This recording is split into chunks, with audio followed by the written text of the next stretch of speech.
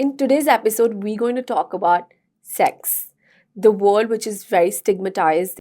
In India, the word sex is considered taboo, especially for women. If you're sexually active, the precondition is that you're married. If you are not married and having a sexual relationship, you're considered impure. It's crazy, right? How people in the most populated country in the world consider sex as a taboo.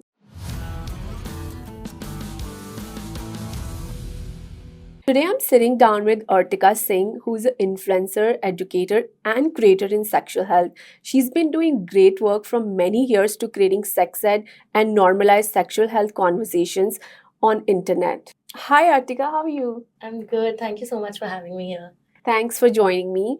Um, Before we just start, I would like you to introduce yourself and also probably mention your achievements, what you have done so far. You've been doing such a great work in sex ed in India, and I think which is really, really important. Oh, thank you so much. Achievement is that I'm being able to talk about sex in India and doing it nicely, and there are a lot of people who respond to it. Like you mentioned, I'm a public health anthropologist, then specialized in sexual and reproductive health. I started off almost 7 years ago working with rural, semi-rural communities, and the internet is being a creator on the internet is something that kind of happened to me during COVID. Right. So yeah, I think that's about it. Of course, I've worked with almost all of the sexual wellness brands in India as an independent educator, along with like a few international CSOs and organizations. So yeah, that's been my journey so far. Thank you so much. And what's your education background? So I studied public health anthropology and studied anthropology and specialized in public health. Then I went on to specialize in gender and society. Right. And yeah, I think at the time when public health happened, it was not, I don't think I wanted to be a sex educator that time. I was just deeply interested and passionate about working in healthcare. Right. My father's a doctor, so we kind of have that running in the family. And then sexual health is something that I developed interest in probably like my second year of college. Yeah. Yeah, but I think I would like to briefly understand how did you get into sex ed and why? Yeah.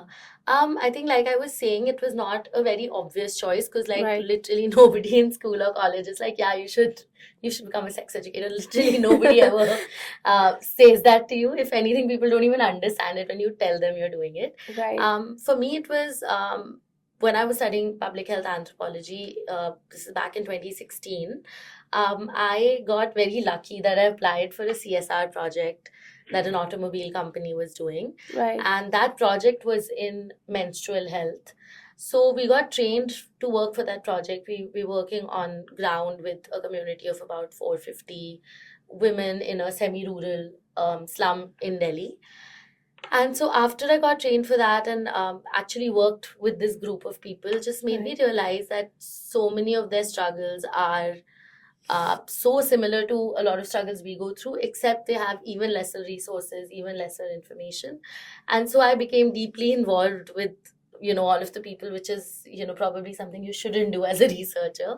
Right. But somehow I just developed like deep interest and passion about this specific thing. And again, for me, it was also not like, okay, what am I doing in the next 5 years? I was like, okay, what am I doing next? So my next thing was I'll do another project in sex ed and then the next project and so on. And I think like all of that compounded into me Right. being here. Great, amazing. Everyone's talking about sexual pleasure, and it has become such a hot topic on internet, right? We're also seeing sexual health industry in India, which is on the rise. But I want to start with safe sex practices, and we'll come back to sexual pleasures. And of course, many women in India don't take STI test, and they think it's not important. And I think let's start from here. What's your point of view on that? Yeah. I mean, I think, and this is very much based on my interactions with people who are on my online communities or the people Right. that I meet offline as well, that people aren't talking about safer sex practices because they don't know about them, right? Right. Like there is the big gap is information, or even when you talk about testing, which was the next question, that enough women aren't testing, but I would say enough people aren't testing. I would go as far as saying enough people aren't testing. Um, And the reason is that they don't know they should even get tested, or who Right. should get tested, or when should they get tested, or where should they get tested. So like information is probably the biggest missing piece of the Right. puzzle, that जब पता ही नहीं है तो कैसे करेंगे, that kind of a thing. Yeah. The second thing is also, for some reason in India, STIs especially have become a thing where there's no preventive medicine for. So Right. it's more like, oh, once you've gotten a symptom, then you can go to a doctor, then you can get tested, then you can get medication. Right. When STIs should actually be a screening thing. That Right. if you are someone who's sexually active, then as a rule, you should get your STI test done every few months. Whether you Right. have one partner or you have multiple partners, that really doesn't matter. What matters is that if even if one person has an Right. active infection, an STI can be transmitted. So you know how there are things like thyroid and diabetes now, Right. which are becoming screening things, that you don't wait for a symptom to show Of up. You're course. kind of getting it regularly checked, and that's how STIs should be treated as well, because a lot of Right. them are as common as like catching a cold or catching a Right. virus, and they Yeah. can be treated as easily as well. Of course, there are some which have deeper, riskier implications, but yeah, I think it should be a screening test rather than a diagnosing test, in my opinion. Yeah. No, so reason I mentioned women is because I've personally spoken to a lot of women, Yeah. and not even one person said yes. Yeah. And that was also concerning because we don't think, oh, it's important. Like, why do I need to get until unless you go to the borderline and you're like, okay, now I have to take care of my. There's a borderline of it, and then you're like, you seek a help, which you go to doctor, and then doctor has to advise you to take a test, and Yeah. right? Because you've reached that place where you have to take it now. Yeah, Like, you know, you've exactly. probably gotten a symptom, you're probably in pain, or, something like that, basically. Yeah. And what's the age of STI test? When can someone start it? I don't suppose it's an age. I Right. think it's whenever you are sexually active, because that's another thing that gets asked very commonly, that Yeah. people say, "Oh, I'm not having vaginal penetrative sex. Do I still need an STI test?" Right. And I'm like, yes, absolutely. There are some infections that transmit through even skin to skin contact. So Right. the way sex is defined is that if there's penetration, it's sex, but actually any kind of sexual contact Right. is sex. Yeah. So even if there's skin to skin contact, there are chances of transmission of some STIs. There are some oral infections which could actually transmit through, like, sharing a utensil, for example. Right. Not all STIs spread through all methods, but if you're sexually active and you've not used protection in any of these acts, then that's probably enough for you to get an STI test. Right. It's not an age thing per se. Okay, exactly. It's a legal age where if you give consent to a sexual activity, it can actually be taken as valid. So it used to Okay. be 16 up till I think 2012, and then Right. it was raised to 18. So if you're 18 and above, and Right. if you agree to having sex with someone, then that's considered legal. However, if you're below 18, even if you agree to have sex with someone, that's still not considered legal because you're not considered of the right age. Right. So you need to be 18 for your consent to be even applicable for sex. Yeah. But I mean, also the reality is that I think you were talking about we're the most populated country earlier. Yeah. And there was a study which said India is the 5th most active country sexually. Yes. So I think, like, legally, of course, 18 is the age, but Right. people do have sex at different ages as per their own, understandings and circumstances and maturity. I also want to touch upon the legal side of the things, Mhm. that if someone is below 18 and they have a sex with someone with their consent, and what is the Indian law for that? Right. So, I mean, also we have to kind of remember that sex is a very, very private, personal experience. So, Right. in all probability, if you're having sex under the age of 18, but you're not going and discussing it publicly, Right. nobody will even know, right? As an educator and as someone who's professionally in the field, I will obviously say that the legal age of consent is 18 years old and we should abide by that. Right. But I also have to be very, very open to the realities of how people are living their lives. And again, talking about why the legal age of consent exists, it exists to protect minors from possible harm and abuse. Of course, yeah. So the idea is not to like stop people from consensually having sex. The idea is that when you're under the age of 18, you probably don't have the rationale and you probably don't have the, sort of cultural understanding Right. to take decisions about whether you should have sex or not. Exactly. Or if you're 16 and somebody else is 20 and you're agreeing to have sex with them, there could probably be a power dynamic imbalance which is leading you to agreeing to have sex. So, Right. even laws don't operate in like silos, so it's also very cultural. As an educator, another thing that I say to like school teachers whenever we work with school teachers who say like all our children are under 18, and I said I agree, and I Right. hope all your children abide by the legal age of consent. Right. But stats show that a lot of people don't. So I'd rather go in and talk to a 15-year-old, a 16-year-old about basics of consent, about Right. basics of sex ed, about basics of safer sex, so that just in case they're in a position, at least they can make an informed decision. Right. And maybe the informed decision they make is to not have sex, which is what the teachers want, which is great then. How do you see connection between sexual health and women's overall health? I think we always like keep telling people that sexual health in itself is a total of your physical health and your mental health. Right. Which means it basically covers the whole sum of everyone's health.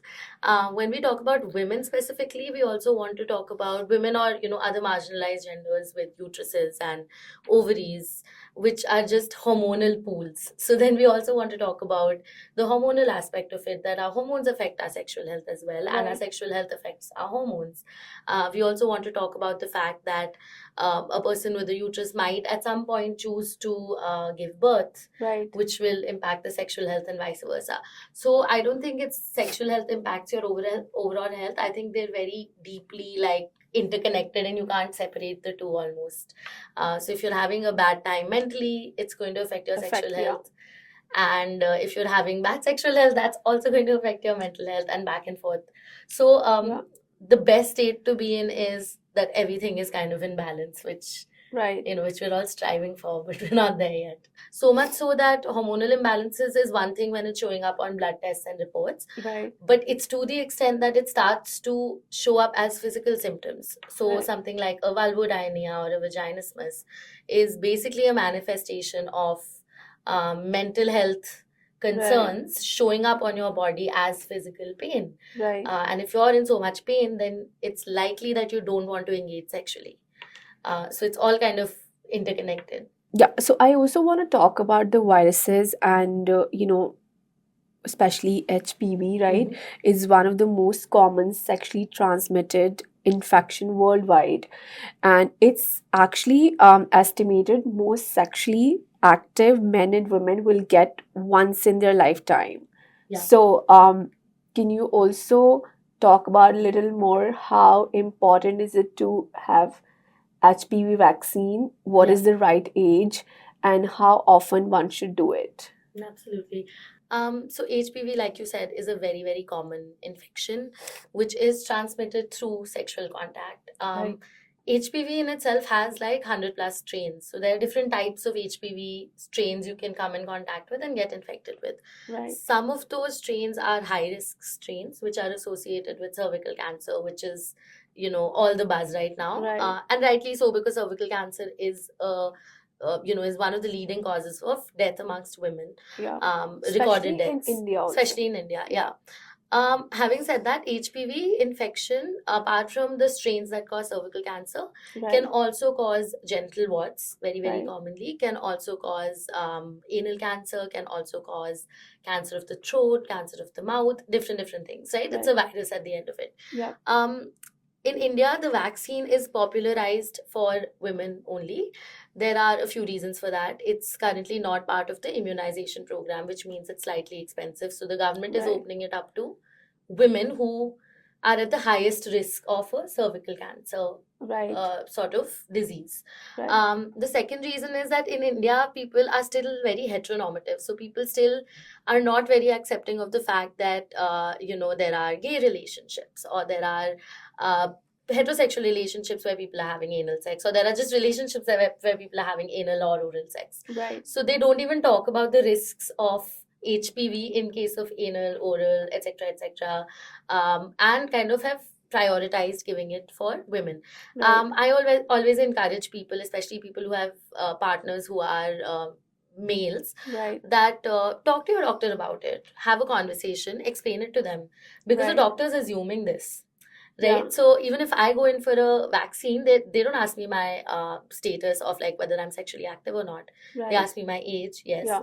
But if you mention to the doctor and you say, hey, I'm so and so and I'm engaging in XYZ, then they will answer your questions. They know the answers. I'm not a doctor. If I know it, I promise you, the doctors know it. But yeah, I think doctors are maybe not so open right now in talking about these things, and we are a Right. lot more open. Right. HPV vaccine, the second question was what age can it be taken from? So it can be taken from ages 9 to 45 years old, which is a huge bracket. Right. Highest incidence of cervical cancer happens in the age 30 to 45. So, before 45, taking is advised Right. for sure. Earlier, a lot of people were talking about, and I would love to use this platform to clarify, we're talking about, oh, if you've had sex, then don't take the vaccine because it won't work, which was Right. genuinely what the earlier understanding was. However, that is a myth. Even if you've had sex, please do still take the HPV vaccine. The reason being, going back to what I was saying, there are many, many strains. So if you've had sex, you don't know what strain you've come into contact Right. with, if at Yeah. all. Maybe you've not come in contact with anything, although it's very common. Taking the vaccine is still advisable, even if you've had sex. Right. Efficacy would be lower if you already come in contact with a high strain. But since there's no way to tell, it's still good to take it. The vaccine contains 3 doses, which are given at certain months intervals, Right. and that's it. You don't need to take it again. Okay. There are different brands available. There are different brands that cover different strains. There is an India-made vaccine which is coming out soon. Yeah. So all of those things, I would suggest you have a conversation with your doctor about. Yeah, so it's ideally men and women both so you should Yeah. basically do with your partner, Yeah, right? it's not a common norm in India, but yeah, 100%. If Yeah, you 'cause- have the resources and the kind of awareness, then sure. Yeah, because awareness is just building around only women, right? Yeah. Which is not wrong. I wouldn't say Yeah. that's wrong. Women are at a higher risk of cervical cancer based on studied statistics and Right. historical data. The reason could also be that we're not analyzing data of cancers amongst men for HPV infection. I don't Right. know. Like, that's how healthcare works, I guess. But yeah, I mean, there is definitely benefits of getting the vaccine, and there aren't so many drawbacks of getting it. That's what I would say. Pap smear is a test which analyzes the cells of the cervix, which is basically the opening or the front part of the uterus, which is where cervical cancer happens. So Right. what pap smear does is it checks that those cells are normal or not. Right. Now, in case one was developing cervical cancer, those tests would show up as abnormal cells. That's the purpose of the test. Right. Now, if you've not gotten an HPV vaccine and you do your pap smears regularly, you can make sure that you are ahead in knowing in case anything is abnormal. Got it. And abnormality doesn't automatically mean cancer. And abnormality is just that, it's an abnormality, and then that has to be studied further and investigated further to see what is causing it. Right. If you've had your HPV vaccine, you should still get Yeah. a pap smear, because like I said, it's a chance thing. It's like you're just double covering yourself. Like, when there was COVID, we got the Right. vaccines, but we were still wearing the mask because Yeah. we were like, naya strain aa gaya to Exactly. क्या करेंगे. So it's kind of like that हमें पता ही नहीं है कि हमें किस strain का contact में आए हैं. Right. If we've gotten the vaccine also, maybe there is another new strain that we come in contact with. Right. So essentially, it's like safeguarding yourself, and these are levels of safeguarding. India, again, doesn't have a guideline for pap smear testing. The US has a guideline that you can start at 23 years of age, and if Right. everything is normal, you can repeat it every 3 years. Yeah. So I had my first one at 23, and I had my second one 2 weeks ago Yeah, at I 26. saw that. Yeah. So I'm just following the US guidelines because India doesn't have a guideline. But even my gynecologist was like, sab normal hai, kyun karwa rahe ho? And I was just like, Yeah. if I can get it done, then okay, there are some people who may not be able to get it done because these are expensive tests and things like that. Of course. And that's where we come into like, okay, government should have interventions for this. That's what they're doing. I think it's already out. Yeah, I think They're rolling a out very soon. vaccine which is coming out. Yeah, and I think the other things should follow after that. I think one very interesting thing about the vaccine that was popular in India also, the brand name is Cervarix. it was covering just 2 strains. And I had a very interesting conversation about my gynecologist with it, Right. where I said, why is it only covering 2 strains? So she said, these are the 2 most common strains in India. I said, but do you know how many people are studying abroad in India? Right. Or Yeah. how many people are now getting married to people who are not Indian, or are dating people who are not Indian, or having sex with, like, we're living in a very, very global world. Right. But in that sense, the vaccine's quite traditional. And the new one that came out after that was covering 10 strains. So it's Right. going to improve. Of course. But yeah, that's where we're at right now. Yeah, at least like people now know what HPV is, Yeah. right? Yeah, I think it's become, the company that's launching the vaccine has done an excellent job of Right. doing the marketing campaign in a way that everyone knows what it is, at least. Yeah, for sure. You know, we were just talking about like HPV and sexual health, and I also feel the word has been evolving, as you rightly mentioned, number of women who are traveling outside or people coming to India, right? And I think there are not culture norms anymore that you should only marry Indian, Yeah. right? So India is now the world fourth largest user of online dating apps. And if Yeah. you look at the stats, 45% of women aged between 18 to 34 are using those dating apps. And what are your recommendation for, women to have a safe sexual practices and how often? Yeah. Yeah. Firstly, I didn't know that stat. So thank you so much for sharing. That's huge that we're the fourth largest user of dating apps. Right. Funnily, I did work with Tinder on a small project where we put out these tips, dating tips and safe sex tips for people, which came up as cards they could swipe. So it was Right. a really fun and interesting thing we did with Tinder. In terms of what are my recommendations for women, I think usually I divide it up into like safety Right. and contraception and condoms. And Right. I'll tell you why I leave condoms out in the end. So when we say safety, we're basically talking about consent. Right. So even like before the sex happens, there's a lot of space for digital abuse to happen. Like Right. sexting is a huge thing right now in long distance relationships, as well as like online dating universe. Like I know Instagram is being used for sexting, not just dating apps. And so first thing we talk about is consent and safety. That absolutely 100% anything you do, including sending a picture fully clothed, should Right. happen with 100% consent. And any of your sexual practices should be rooted in consent. Right. Because when there's consent, then you'll inherently feel a sense of comfort, and the things that happen afterwards will become easier for sure. Right. The second thing which we say for women and other marginalized genders which have vaginas and uteruses is that use contraception, because again, dating apps, a lot of times how much time you've known someone for is very little, and then you move on to having a sexual relationship or a romantic relationship. And so you want to be very, very sure of your contraception. When people are in long-term relationships, of course that's a decision that both partners should make mutually. But when we're talking about dating apps specifically, where things are a lot more express and rapid, I do say that you make your own choices about your contraception, because if the contraception fails, or if you fail to use a contraception, you will be the one most likely dealing with the consequences of it. And the last thing is condoms, which are a contraception, but I always like to mention condoms separately, because even before the STI testing and this and that, condoms are actually a way that can provide you prevention from acquiring an STI or from acquiring an infection. In an idealistic world, I also say try and have a conversation with your partner, even if it's a casual partner, about their dating history, about the last time they tested. In a very realistic world, a lot of times people can lie, a lot of times people are unwilling to get a test, a lot Right. of times people, will not meet you if you're having those kind of conversations. So it's a difficult territory to navigate. Right. I feel like we'll get there. As women, we're also made to feel bad about asking for Right. the most basic things that we need. So we'll eventually get there, but there are milder ways to navigate it, which is that you can at least take control of your own health and your own safety, Right. across different things. Yeah. So is that mean every time you meet someone on dating app, you have to take that person for STI test?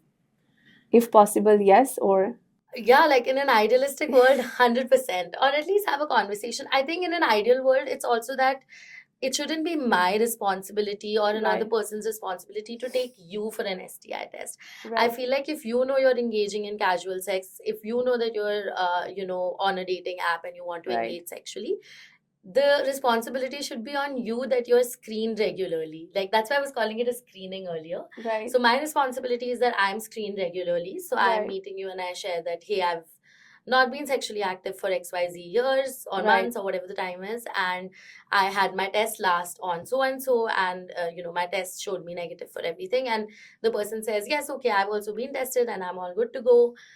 And that's that. Like, that's how it should be. But Right. funnily, I remember an ad from my childhood when like theaters had ads. Like, this is a non-multiplex sort of theater. Right. And the whole ad was about, it was an HIV awareness ad, and it was about how kundliya mat milao, tests milao or something. And I just have such a vague Wow. memory of it, but that's Yeah. literally what I'm trying to say. Yeah. That And growing up, we only promoting HIV test. Yeah. Like there was nothing else, right? Yeah. Again, like, reasons that HIV implications are much higher. It's part Right. of the government Yeah. program. The world also did see a wave of HIV cases rise, Right. which was associated with the rise of weed culture and the rise of Yeah. hippie culture and things like that. So I think like a lot of governments were like really scared at the time these HIV programs were sort of started worldwide, including Right. India. Yeah. Is orgasm different for every woman? I also want to talk about the orgasm gap that women take longer to come, right? And also stats shows that almost 80% of women don't experience orgasm. So Yeah. how true is that? Yeah, 100%. I think the first question, which is, are orgasms different for different people or different women and other genders as well? They are like any other human experience. Orgasms will be different for different people. This Right. could be in terms of the intensity. This could be in terms of how long one takes to orgasm. This could be in terms of the frequency. Like, Right. do you get an orgasm every time you have sex? Do you get it every 3 times you have sex or whatever? It can be different for different people. Even for the same person, it can differ across time. Right. So, like, in different parts of your menstrual cycle, it can differ. In different ages, it can differ, and so on. So, it's definitely a very, very individual experience. And, it's a very common thing to talk about it to your, especially like in all girls groups. It's very common to talk about it, and it's a good thing that we get to talk about it. But while talking about it, I think consciously so, we shouldn't compare our experiences because there's nothing wrong with Right. you if you're experiencing it differently. I think orgasm gap, like you quoted, 100% is a very real thing, and the discrepancy is very, very high. Right. And there are a few reasons for it. Number one, just being a medical reason, that there is a condition or a concern called anorgasmia, which actually happens in all genders, but the incidence is very, very high in people with vaginas and vulvas. Right. That medically, due to sometimes hormonal makeup, like we were talking about, or stress, or other reasons, you're not able to experience an orgasm. Right. The incidence of this is lower than the other reasons, though. So the other reasons could just be that you're not being stimulated properly. So people don't know what the vulva is, what the vagina is, Yeah, true. or where the clitoris is, or what is even going to bring an orgasm, and they're kind of just having sex without knowing that. So it Right. probably might not lead to an orgasm. The third reason being, in heterosexual relationships, the expectation is that penis and vagina penetration is what will lead to orgasm, when the fact is that majority of people will experience an orgasm from either clitoral stimulation or a combination of clitoral plus something else. Right. Fun fact that you can have 30 different types of orgasms. Wow. But but people most commonly explore like maybe 2 or 3 different Right. types. I think with women also, a very big thing that I keep hearing about and talking about and experiencing is body image issues. That so many times how Right. we're having sex, or how we're experiencing sex, or how much pleasure we're experiencing, is also coming from how we're feeling about our bodies, or how somebody Right. else is commenting on our bodies. And that becomes a big inhibitor. Yeah. So if you're feeling shameful about your body, or you're not feeling comfortable about your body, then you're not fully invested in that experience, and then Right. you will not reach an orgasm also. Yeah. So yeah, I think the last point is that in people with a penis, an orgasm is very obviously visible. That you Right. see it as an ejaculate coming out, even though some people can have non-ejaculate orgasms. but most commonly you can see, like, you can know when someone's coming. Right. In people with vaginas, it's not such a big, huge physical presentation. So sometimes, even if people are experiencing it, they're like, oh, that's what it is. Like, Yeah. it felt really good, but like, I didn't squirt. And I'm like, that's okay. Like, squirting Right. is not equal to an orgasm. So I think all of these reasons combined lead to this orgasm gap data point. Yeah, I think so. We just spoke about orgasm gap, right? And when we look at sexual health industry, especially the toys, it's on rise in India. Yeah. And everyone's talking about pleasure. Is it safe to use sexual toys? How often one should use them? And can they replace human touch? And how does that feel when you go back to humans and do you experience orgasm in different way? Yeah.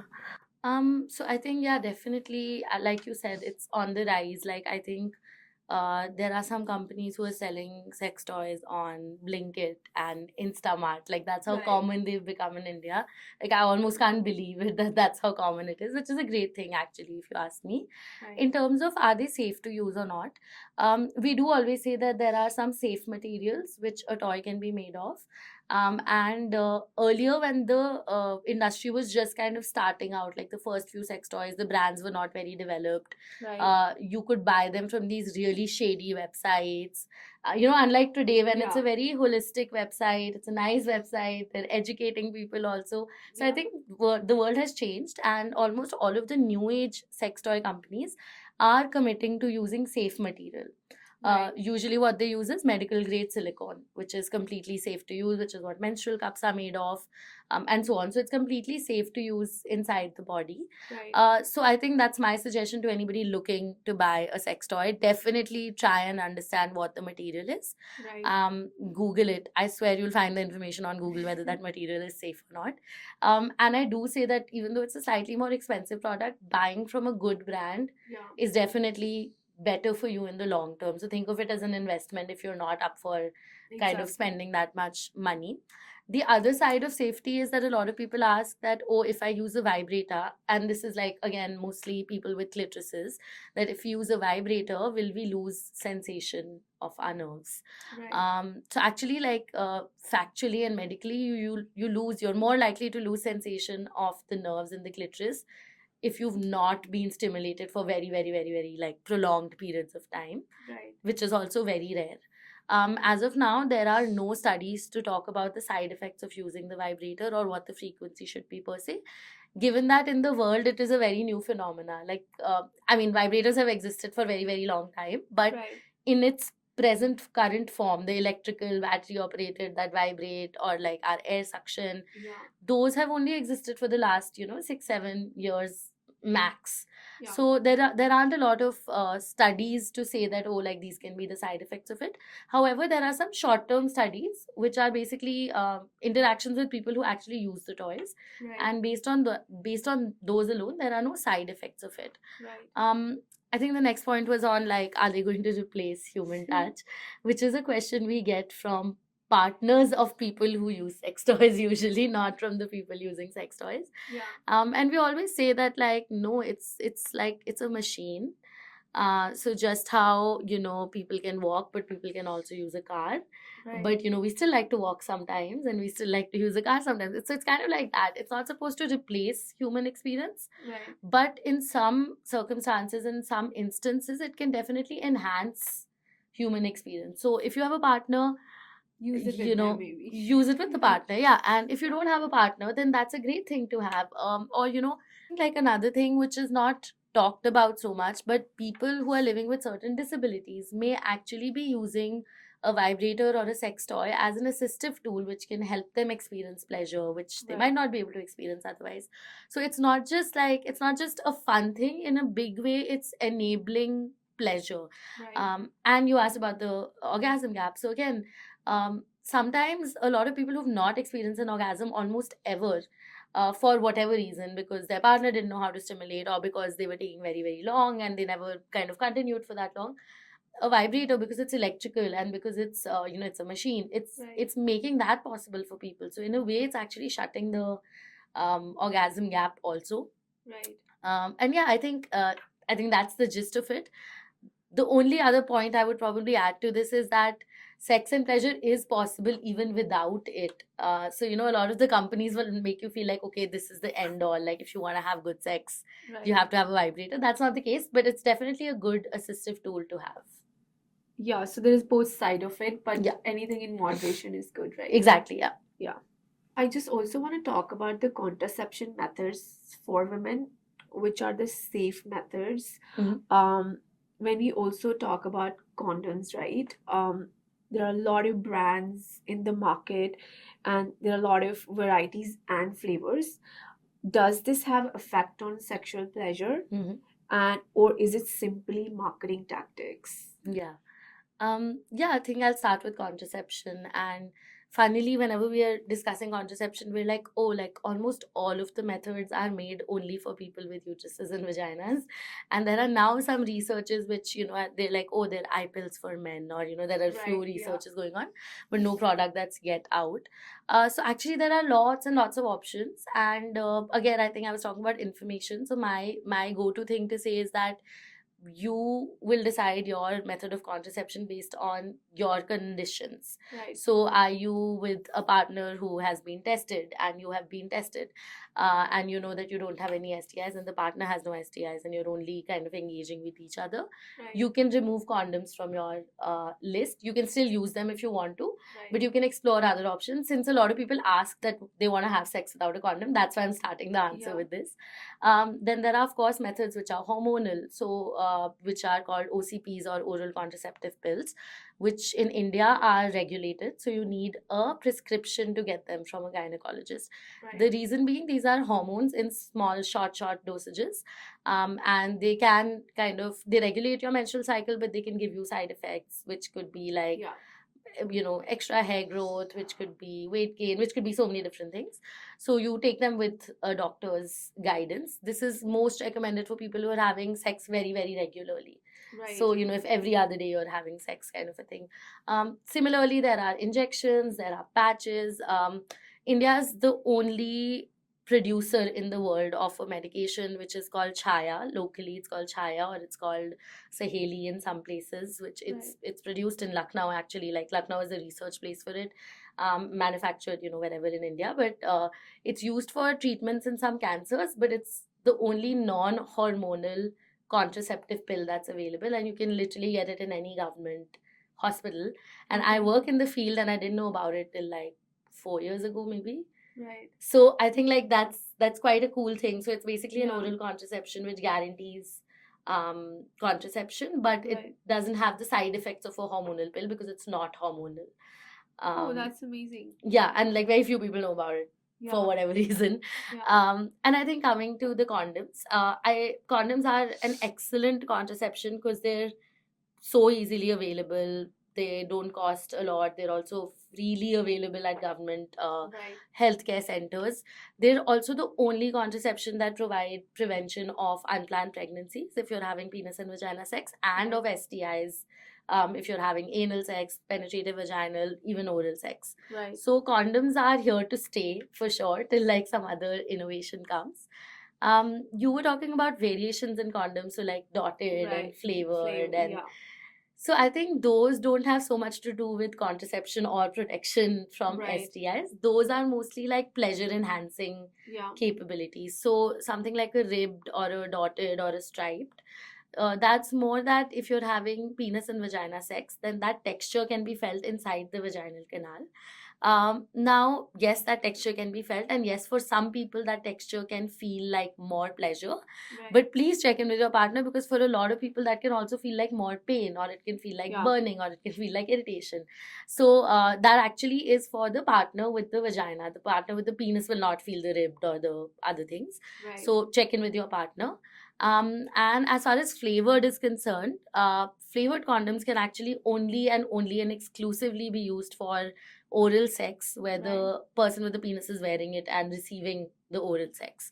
Right. When used internally in the body, it can actually trigger infections, whether it's anal sex or vaginal sex. Right. But I think at some point of time in pop culture, flavored condoms became this like cool thing, Yeah. where people were like, oh, what flavor? And like it became a conversation starter. So I think people started using flavored condom but didn't know the rule to it, Exactly. which is that it's not to be used internally. And then, people ended up with infections, which they were like, we don't know how we got it. We also used a condom, and like we have no idea where we got it from. And then you're like, oh, what condom did you use? And like, oh yeah, like a strawberry or something. Right.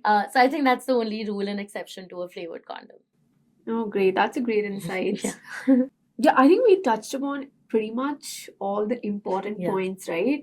And I do want to highlight this because we know that education awareness is a major gap, especially for sex ed in Mhm. India. For some reason, Indian parents think even talking about sex with their kids, it will have bad effect on them. Mhm. So we don't have sex ed in schools. Mhm. Yeah. We can't really talk to our parents, right? Yeah. And the subject of sexual health is still very shameful. The school education, it Yeah, should be part of an at the school level, right? Yeah. So how do you see that evolving? Because since you work with a lot of schools, Yeah. and I wanted to understand how do they react to such things in India? Yeah, I think like you're saying, we have to go down like deep down into what is even causing this taboo behavior Right. when we come to conversations about sex.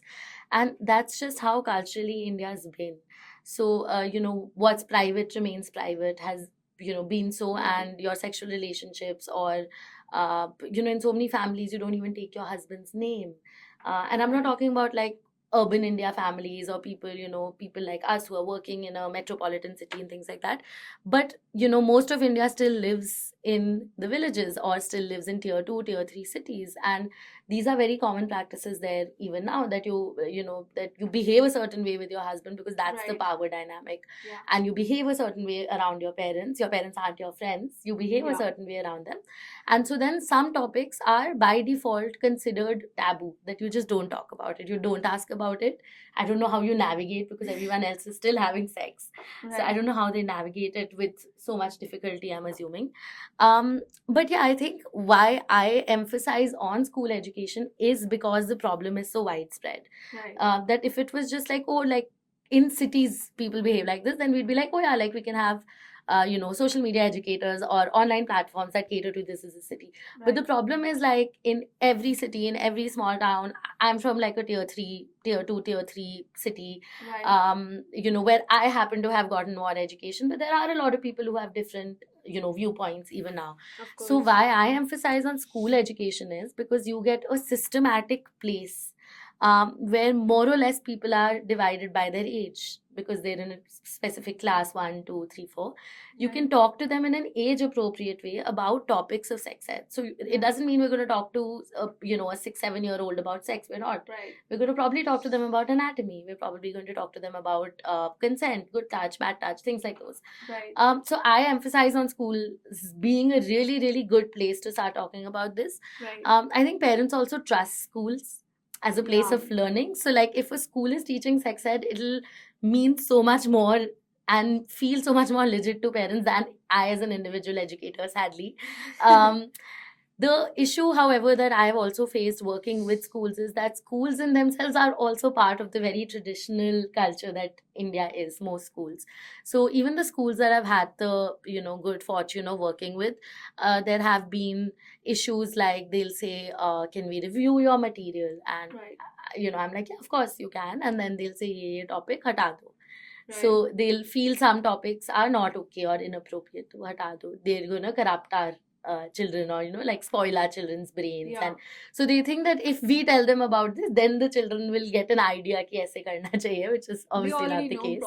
They already know from movies. Or India is the one of top consumers of porn in the world, even though it's banned in the country. Right. So people already know things, and now with Instagram and these really open digital Right. platforms, my point is they already know it. You can guide them in the right direction. Schools are like baat hi mat karo. Like if it Right. doesn't exist, it doesn't exist. So I think that's one pushback. The other thing is a lot of schools insist that their teachers are going to sit in on the sessions because they are like scared of what we're going to teach the kids. But when the Okay. teachers sit in on the sessions, the kids don't share anything. They Which have that fear. Yeah, and I understand that they have to Yeah. fear that the teacher is going to scold them, or the teacher is going to tell the principal, or the teacher is going to tell their parents. Right. So that space becomes very diluted. It's like having someone sit in on your therapy session. Right. You're not going to be able to share anything with anyone, right? So I think schools are an excellent place. I don't think we've fully been able to leverage it to sort of combat the concern there is that there is so much shaming around it. Right. But we are definitely moving in that direction. And with parents, I think the new generation of parents, or even my own parents in the last, 5, 6, 7 years, have evolved to understand this, and it's like a slow process that happens, and Right. it's happening. So I'm just happy to see that it's happening. Do I wish it was faster? Yes, but how do we make it faster? That still, remains a question. Yeah, but what are the challenges you have faced because you've been working in the field? Of Yeah. course, one is definitely the reaching out to schools and Yeah. explaining to make normalized sexual health conversations. Yeah. But apart from that, and you also mentioned you come from tier 2, 3 cities from Yeah. India, and how do your parents react to what you're doing, or maybe your close friends and family members? Yeah. I think my parents were very like cool parents. So my parents were very okay with it because I also come from like a healthcare family where, on an average, I'm probably more educated than other families who are in the similar sort of cities and socioeconomic clusters. And education does have a role to play with it. And it's no individual person's fault. That's how we're conditioned and Right. raised. My mother's number one concern was that people are going to character assassinate me because of the kind of work I do. And she's not wrong. People do. Like, I'm sure people talk about it in person as well. What I get to see is comments on the internet, which I block out. So I think when I was starting out, I used to take comments very seriously, and I used to feel very hurt about them, and I've cried also 1, 2 times. I think eventually it just if as long as you believe in what you're doing, and as Right. long as you have 2 to 3 to 4 people who are like there to tell you that you're going on the right direction, but also tell you if you falter. For me personally, I think Right. that's enough. And just having the conviction and knowing what I'm doing. So that really helps, that like for every 5 bad comments, there's also like at least 5 good comments, if not more. So Yeah. that definitely helps for me. My parents being on board is a big relief. I would have still done it if they weren't on board, and taken my own time to convince them. I think because that's I feel like that's how I am. Right. But that was a huge help.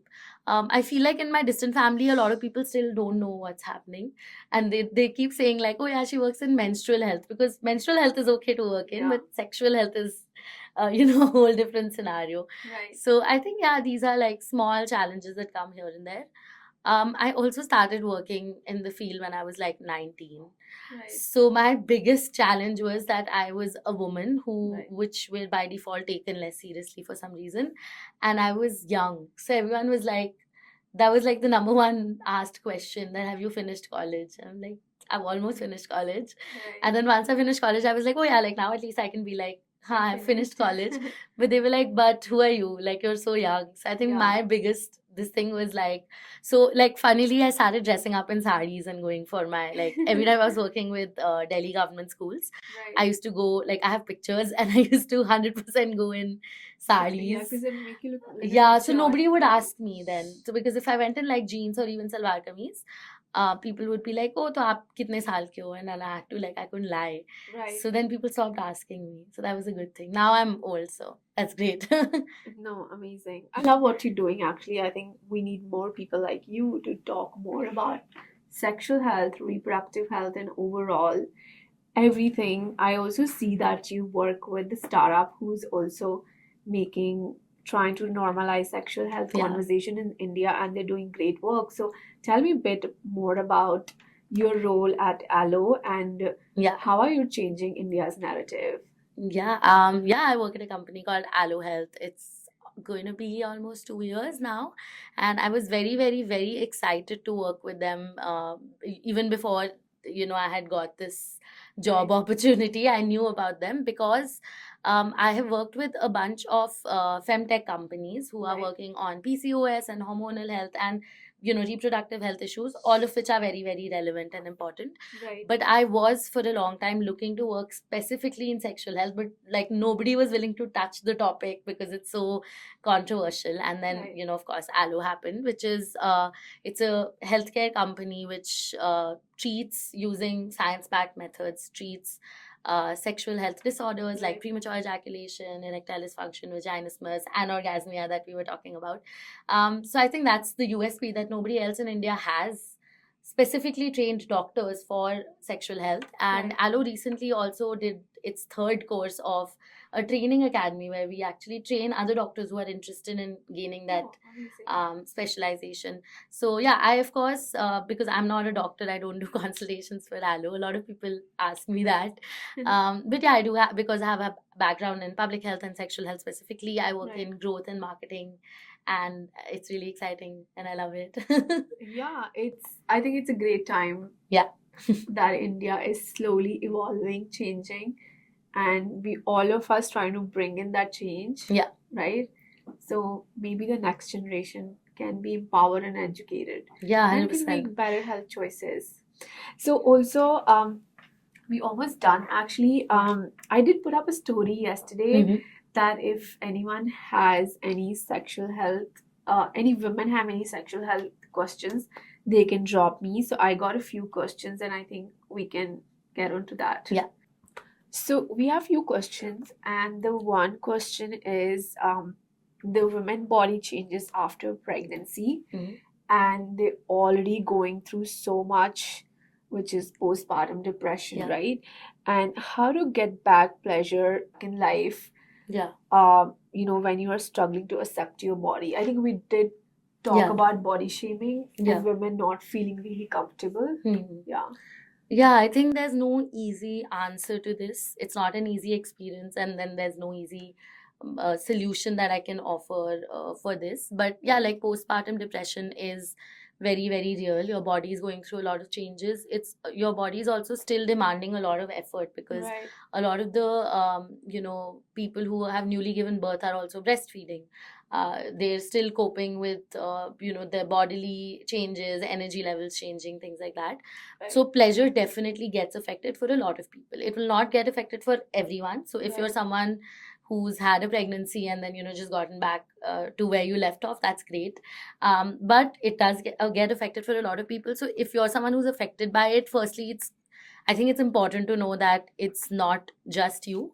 Right. And you're not alone, because I've heard like some really close family members also tell me where they feel like mujhe kyun ho raha hai. Yeah. Because for whatever reason they've not heard in their friends group, maybe their friends aren't sharing, which is okay, but like Right.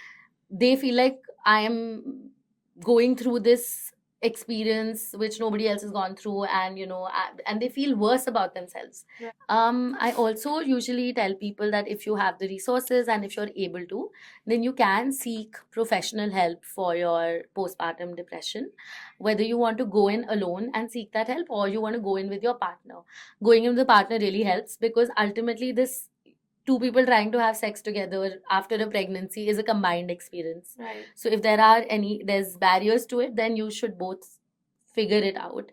Right. Definitely the partner needs to show a lot more empathy and understand where the person's coming from, because if someone's already down, feeling sad, Right. feeling guilty, having these so many extra responsibilities also added, and then you're also making them feel bad, it's definitely not going to get better sooner.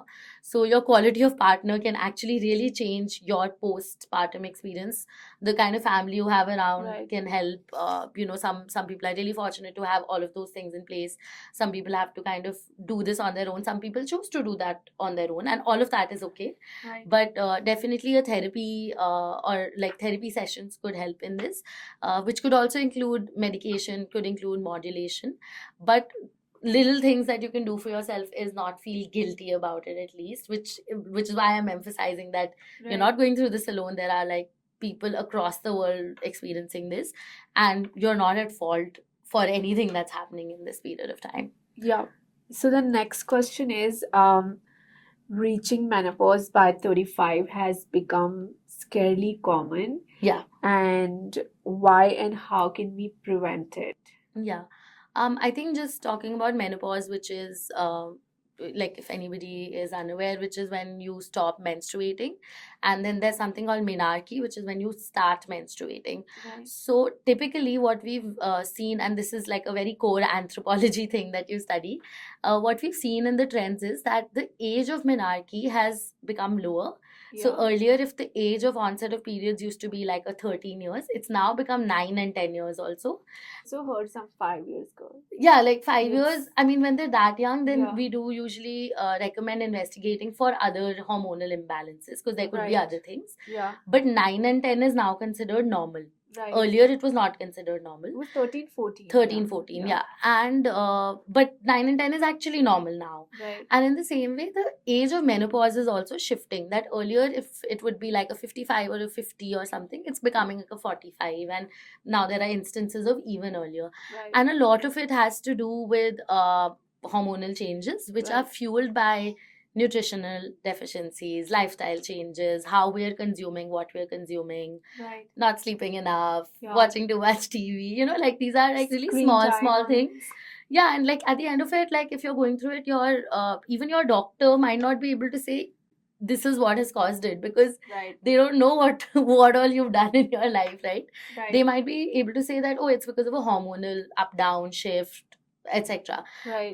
But yeah, if you are someone who is under 45 and experiencing menopausal symptoms, which is skipping a period, irregular period, random period, very short period, very long period, any of these symptoms, extreme pain during a Right. period, you should definitely connect with a doctor to investigate whether this is an early menopause. But in like a higher probability is that it won't be an early menopause. It'll be maybe endometriosis, which is very, very common. Right. It might be PCOS, which is very, very common. Right. It might be some other hormonal issue. It might be thyroid, diabetes. Like especially women, it's almost like after 30, Right. your health, if you don't take care of it, can go south really, really quickly. And as women, we don't really get extra provisions to protect that. Right. So we kind of eat the same food that everyone at Yeah. home eats if you're in a family, or we do the same amount of workout, if not lesser than an average person does. But there is definitely like a need to take better care of ourselves, Right. remove ourselves from stressful situations Yeah. almost consciously, because it's all adding up somewhere and it's going to show up in different forms, like like this. Yeah. No, totally. I have a personal question now Yeah. that I do want to touch upon. I personally have seen there are a lot of products in the market, right? Mhm. Especially some products specifically targeting vaginal whitening creams. Yeah. I've also heard some of the women use bleach for Yeah. vagina, right? So which is quite dangerous and scary as well. Yeah. Yeah. And in India, anything which is whitening product will sell like crazy. Yeah. And even the companies from global markets, they specifically targets countries like us where they know there's a population, there's a demand for the product, but they are actually misleading the consumers. And the second, how can we change that narrative that women don't have to use such products or things Yeah. which are causing so many typically not just infection, but hormonal Yeah. fluctuations and leading into so many other problems. Yeah. I mean, I have like a controversial take on this, which I say about movies as well. Right. That 100% there is a stereotypical notion of what beauty is in India, Right. which has existed, that a certain height, a certain weight, a Yeah. certain skin tone, a certain hair length Yeah. is considered beautiful, and others are not, and that's society's absurd standards. That's Right. what it is. We can acknowledge that, we can accept that this is what society has created. We know it's not the truth, Right. but this is the most widely accepted in the society. That's also like that's still there. Like Yeah. we can kind of bitch about it and be like, oh, it's wrong, but we Yeah. can't be like, oh, society may widely accepted nahi hai. That would just be wrong. The second part of it is that it's a very mass effect, like you're saying, that Right. maybe fewer people will be like, oh, we're going against society stereotypes. Most people will still want to be part of whatever the society is saying, right? Right.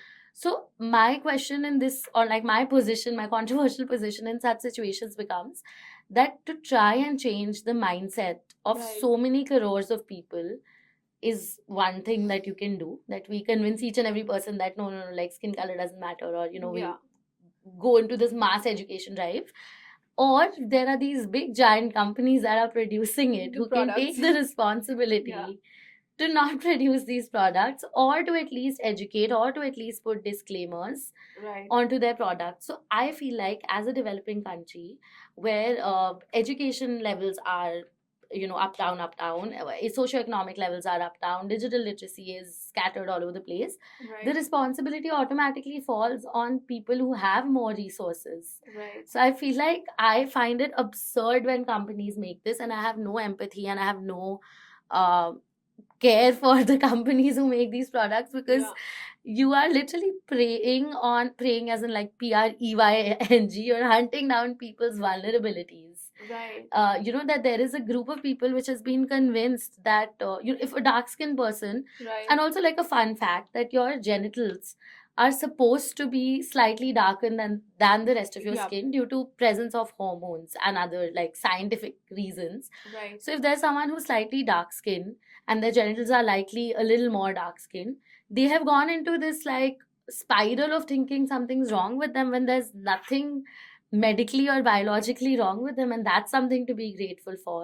Right. And then here comes a company which has this poster with like, you know, an extremely like let's say whitewashed person, which is often photoshopped, Right. and they're saying our product can do this. Of course that person is going to buy it. I don't blame the person, I don't blame the consumer for it. Right. Who I do blame is the company for sure.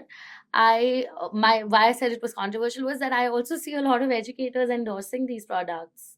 Yeah, which is And I find that a yeah. little bit concerning. Like Yeah. I find that not okay to do.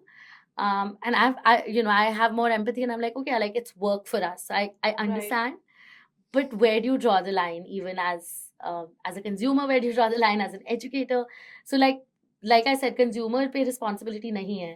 I'll Right. take the responsibility on myself. Right. That if I'm ever offered work from a company to say like do a vaginal whitening cream, Yeah. I will say no. It'll be a tough decision because I'm losing Yeah. out on money, I guess. But like, I will say no. And can I use my platform to keep continuously talking about how that's not needed? Right. So even if 600 people are listening, 700 people are listening, people are listening to this podcast, at least those many people Yeah. kind of know about this. So yeah, I mean, no value in this. There's also a lot of hair removal products Yes. because there's an absolute widespread obsession with removing your hair, especially removing your hair from genital areas. Right. And again, like the medical practice is that just trimming it is also okay. Right. So there's no need to kind of remove it, but there are a lot of conversations. Bleach, chemicals, of course, Yeah. extremely harmful, can cause skin burns, and you shouldn't use on your body. Yeah, absolutely not. No, great. Thank you so much, Artika. It was so nice catching up with you. I think you shared some great insights. Yeah, I love talking about sex. Great. Thank you so much. Thank you so much for having me.